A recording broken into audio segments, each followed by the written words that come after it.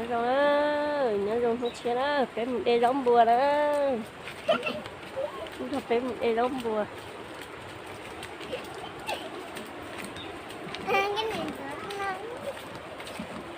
Đi đóng bùa, đi chế đó, đi chế cho nó cuốn bùa đó.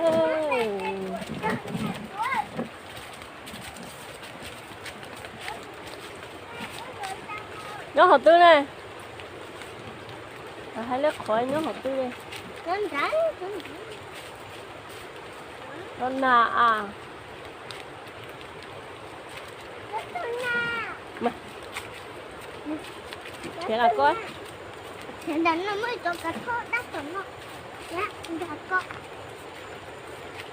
Nó. Là nít hút đây đâu bữa đó nít sai ha. Nè, ai là chồng nó cho cái đó vậy?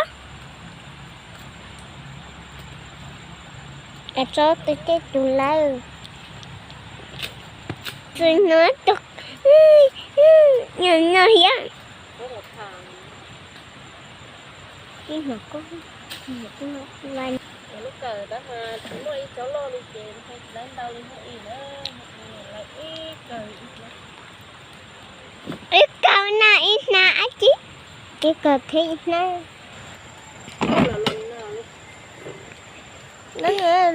Nó chụp cái màn cho á. làm lên nó chỉ giống đúng kia nó sẽ là phần đó chỉ giống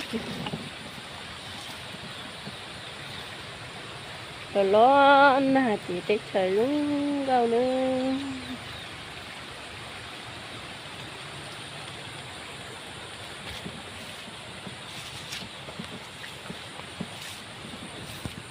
làm lên nó giống chuột cái gì lo nữa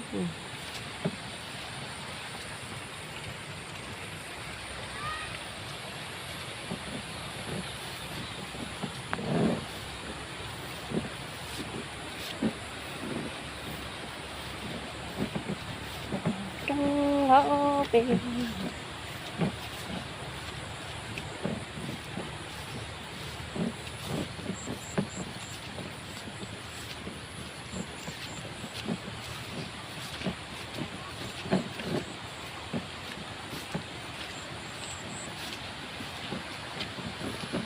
bò nó lại kiểu như giống chua là gì phải khó này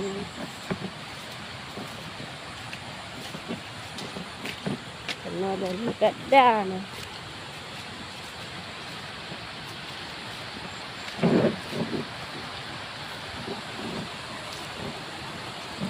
như giống bò nó là đen to to tệ đi đó cái gì chỉ mua anh nó tao lột rồi ta là hết gì là tôi đen mình còn có tệ đi nữa